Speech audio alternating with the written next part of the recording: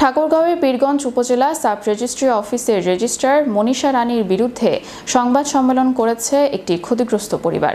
সোমবার বিকালে Pirganj press club হল রুমে এই সংবাদ সম্মেলন করেন নজরুল ইসলাম নামে ভুক্তভোগী।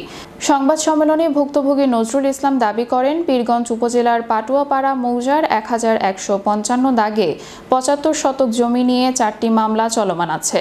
সেই মামলাকৃত জমিটি যেন প্রতিপক্ষের লোকজন রেজিস্ট্রি না করতে পারে এ বিষয়ে অভিযোগ দিতে চাইলে সাব রেজিস্ট্রার মনীষা রানী তা গ্রহণ না করে উল্টো ভুক্তভোগী নজরুল ইসলামের প্রতিপক্ষ শহীদুল্লাহ, সুমন, সুলতানা ও সখিনাদের মোটা অঙ্কের উৎকোচের বিনিময়ে সহযোগিতা করে দলিল রেজিস্ট্রি করে দেন। এতে বাধা দিতে গেলে তার সামনেই নজরুল ইসলাম ও তার ছেলে হাবিবুর রহমানকে লাঞ্ছিত করে রেজিস্ট্রি অফিস থেকে বের করে দেয় প্রতিপক্ষরা। সংবাদ সম্মেলনে উপজেলা সাব রেজিস্ট্রার মনীষা রানী ও নজরুল ইসলামের মামলার প্রতিপক্ষদের বিচার দাবি করা হয়। আতাল চেয়ারম্যান, জোনাল চেয়ারম্যান, এই 28 ভিতর আমরা কই যাইতে পারবো না, সবাই সই করলো। যদিও পরবর্তী দলিলটা তামাদি বলা করা হইবে।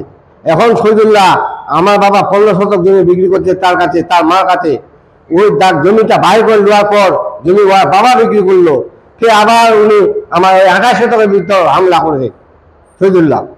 ওই 28 শতকে আবার লুকাহানা দলিল করে আজকে বিক্রি করলো শহীদুল্লাহ। প্রতিপক্ষ সাব রেজিস্ট্রারকে আমি 3বার ফোন করে বলেছিলাম যে এই জমিটি নিয়ে মামলা চলতেছে, 4টি মামলা সে প্রতিপক্ষ শহীদুল ইসলাম আমার ফুফার নামে করেছে, আপনি এই জমি কোনো রেজিস্ট্রি দিবেন না। ওনাকে ফোন দেওয়া, উনি বলছে ঠিক আছে ভাই, আমি আর জমি রেজিস্ট্রি দিব না, আপনারা মীমাংসা করেন, তারপর জমিটা রেজিস্ট্রি হবে। আমার ফুফাতো ভাই আমাকে ফোন দিয়ে তারা বলে গেছে। আমার ফুফাতো ভাই সাব রেজিস্ট্রারে যা পৌঁছানোর আগে শহীদুল ইসলাম উনি ওখানে যা হাজির হয়েছে, হাজির হবে সাব রেজিস্ট্রার, ওই জমিটা ওনাকে রেজিস্ট্রি করে দিয়েছে। ফুফাতো ভাই ওখানে গিয়েছিল, তাকে বলেছিল যে এই জমি মামলা চলতেছে, আপনি এই জমি রেজিস্ট্রি নেবেন না। সাব রেজিস্ট্রার মোটা অঙ্কের টাকা খাইয়ে উনি জমিটি রেজিস্ট্রি করে দিয়েছে। এর আগে 3 থেকে 4 বার ওনাকে বলা ছিল আপনি জমি কোনো রেজিস্ট্রি দিবেন না। আমার ফুফাতো ভাইকে সাব রেজিস্ট্রারের সামনে গলা ধাক্কা দিয়ে প্রতিপক্ষ তারা 15 থেকে 30 জন আসে, তাকে সাব রেজিস্ট্রার অফিসের সামনে থেকে গলা ধাক্কা দিয়ে তাকে বাইরে বের করে দেয় এবং সাব রেজিস্ট্রারে চরম ওনার বিচার চায়, উনি কেন টাকা খাইয়ে এই কাজটি করলো।